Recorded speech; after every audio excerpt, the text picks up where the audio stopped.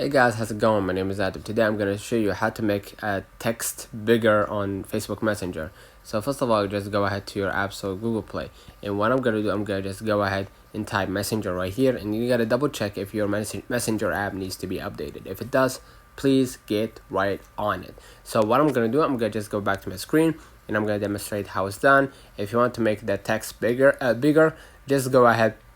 If you are using Android device, just go ahead and open up the settings app on your Android service, and then select the display brightness option and then choose the text bigger or font size option, and then drag the text size slider to the right to make the font bigger. So basically, if you want to change the font size on iPhone, what you're gonna do, you're gonna be able to go ahead to the the Messenger and basically go ahead to the settings, and from there you're gonna be able to increase the font size on your Messenger. But if you didn't find it, or what you're gonna do, you're gonna just go back to your screen, go ahead to your settings, and what I'm gonna do, I'm gonna scroll a little bit down, and basically you're gonna be able right here to see the display and brightness option, and then the tool text size, you're gonna be able to increase it